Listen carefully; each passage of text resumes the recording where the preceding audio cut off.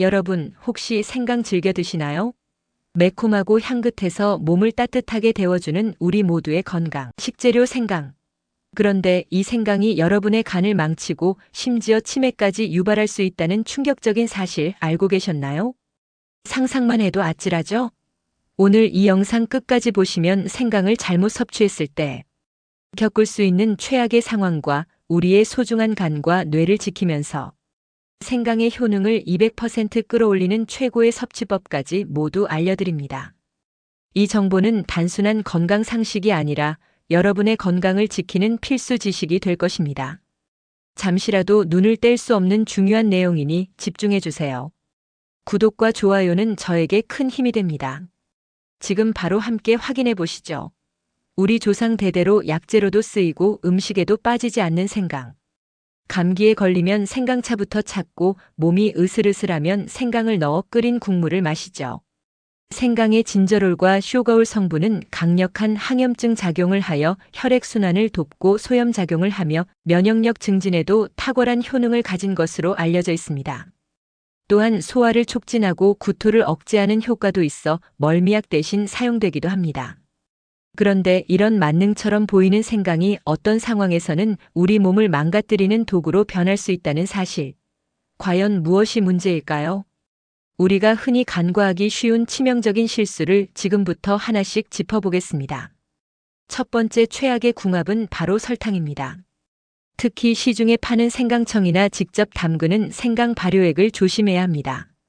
건강을 생각해서 생강청을 만들었는데 오히려 독이 될 수도 있다는 말에 의아하실 겁니다. 많은 분들이 건강에 좋다고 해서 생강청을 만들어 드시지만 그 안에 숨겨진 위험을 잘 모르고 계십니다. 문제는 바로 설탕의 양에 있습니다. 많은 생강청 레시피에서 생강과 설탕을 1:1 비율로 넣으라고 권장합니다. 심지어 생강의 매운맛을 줄이기 위해 설탕을 더 많이 넣는 경우도 있습니다. 하지만 이 과도한 설탕 섭취는 우리 몸에 치명적인 영향을 미칠 수 있습니다. 설탕은 혈당을 급격하게 치솟게 하고 이는 곧 우리 몸의 인슐린을 과도하게 분비하게 만들어 인슐린 저항성을 높이는 주범이 됩니다.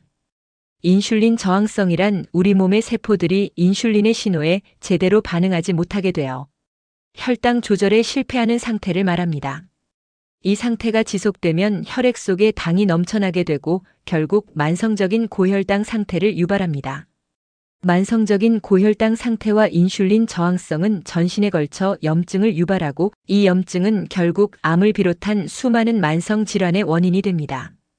더 무서운 사실은 만성 염증이 우리의 뇌, 특히 기억과 학습을 담당하는 해마의 크기를 줄어들게 만들어 인지 기능 저하와 치매를 유발할 수 있다는 점입니다. 건강하게 생강을 섭취하려던 노력이 오히려 치매의 지름길이 될 수 있다는 충격적인 사실 믿겨지시나요? 따라서 생강은 설탕에 절인 형태보다는 생으로 섭취하거나 요리에 첨가하여 자연스럽게 맛을 내는 방식으로 활용하는 것이 훨씬 현명합니다. 매운맛을 줄이고 싶다면 꿀이나 올리고당처럼 당 함량이 높은 감미료 대신 대추나 레몬처럼 자연의 단맛을 활용하거나 다른 식재료와 함께 조리하여 풍미를 더하는 것이 좋습니다. 두 번째, 생강의 치명적인 함정은 바로 상한 생강입니다. 주방 한 구석에 굴러다니는 생강을 발견했는데 아차, 이미 썩거나 곰팡이가 피어 있다면 과감히 버리셔야 합니다. 아깝다고 생각해서 썩은 부위를 도려내고 드시는 분들이 간혹 계신데 이는 절대로 해서는 안 될 위험한 행동입니다. 썩거나 곰팡이가 핀 생강에는 사프롤이라는 강력한 독성 물질이 생성될 수 있습니다. 이 사프롤은 간에 치명적인 손상을 입히는 것으로 알려져 있으며 동물 실험에서는 간암을 유발하는 가능성까지 보고되었습니다. 이미 썩은 부분 주변으로 독성 물질이 퍼져나가기 때문에 눈에 보이는 썩은 부위를 도려낸다고 해도 이미 퍼진 독성까지 완전히 제거할 수는 없습니다. 우리의 간은 침묵의 장기라고 불립니다. 문제가 생겨도 초기에는 아무런 증상을 보이지 않다가 이미 심각한 상태가 되어서야 비로소 통증이나 피로감 등의 신호를 보내죠. 생강이 아깝다고 독이 든 음식을 섭취하여 우리의 소중한 간 건강을 해치는 우를 범해서는 안 됩니다. 우리의 소중한 간을 위해 썩거나 곰팡이가 핀 생강은 미련 없이 즉시 버리는 것이 현명한 답입니다.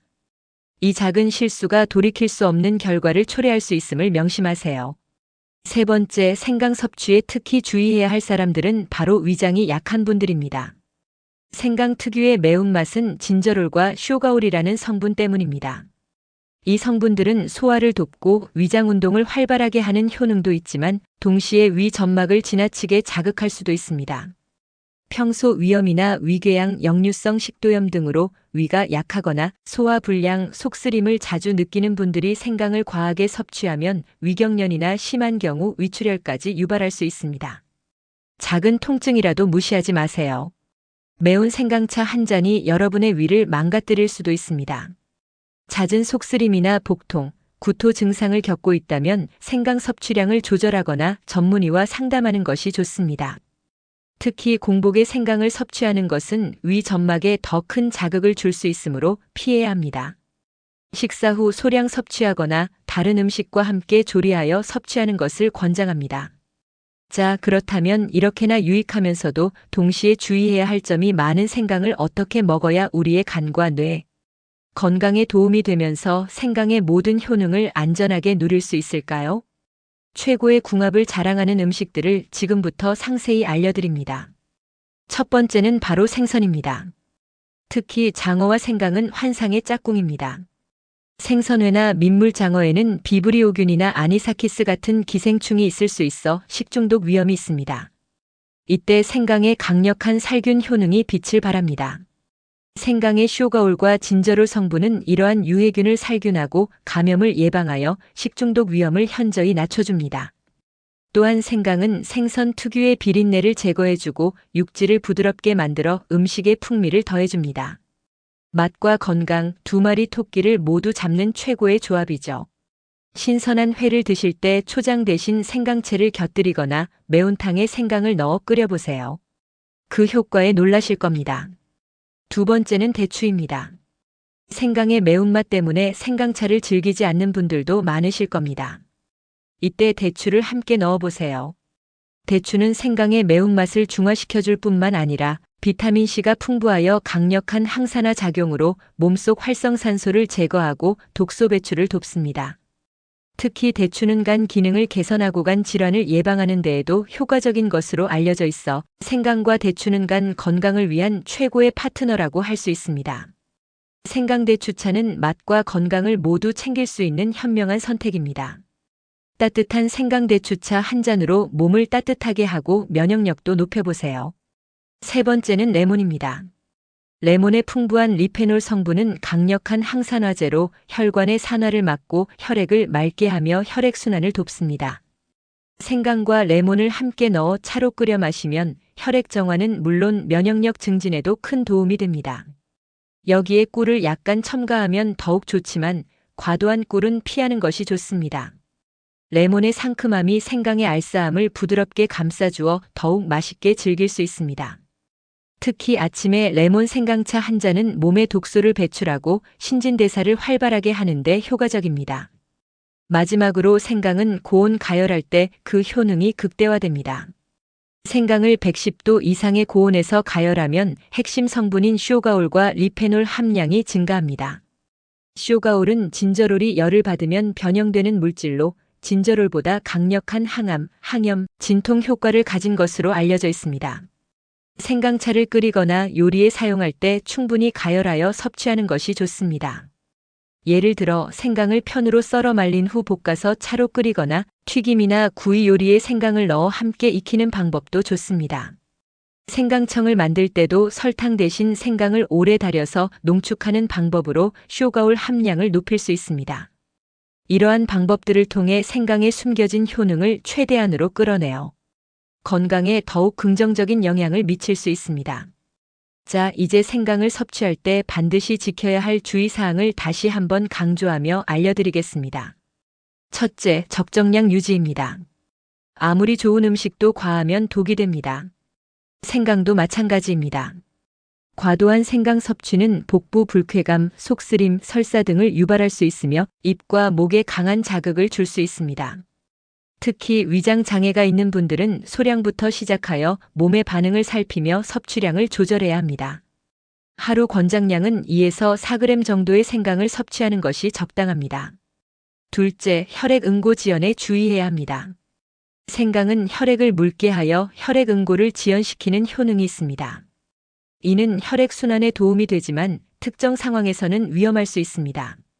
따라서 수술을 앞두고 있거나 출혈성 질환 등을 앓고 있거나 혈액 응고 장애가 있는 분들 또는 아스피린, 와파린 등 혈액 희석제를 복용 중인 분들은 생강 섭취에 각별히 주의해야 합니다.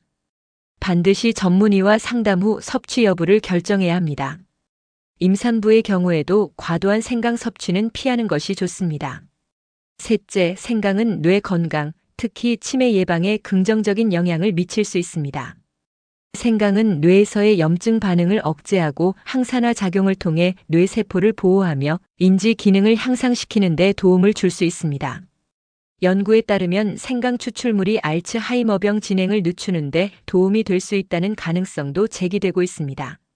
하지만 앞에서 말씀드렸듯이 생강을 설탕과 함께 과다 섭취하면 인슐린 저항성을 높여 오히려 치매의 위험을 증가시킬 수 있습니다.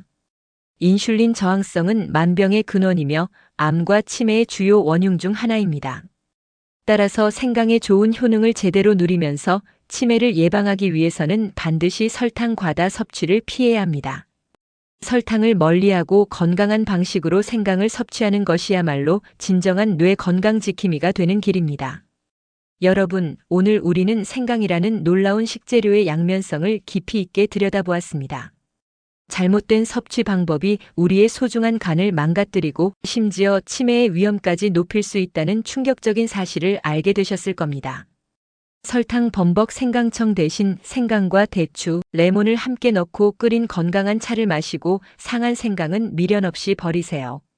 위장이 약하다면 생강 섭취량을 조절하고 혈액 응고 장애가 있다면 의사와 상담하세요. 작은 습관의 변화가 여러분의 간을 살리고 뇌를 지키며 나아가 치매의 위험에서 벗어날 수 있게 할 것입니다. 오늘 제가 말씀드린 생강 섭취 방법을 꼭 기억하시고 실천하셔서 건강하고 활기찬 삶을 누리시길 바랍니다. 이 정보가 유익하셨다면 주변에 사랑하는 가족과 친구들에게도 이 영상을 공유해 주세요. 여러분의 작은 관심과 공유 하나하나가 누군가의 건강을 지키는데 큰 도움이 될 수 있습니다.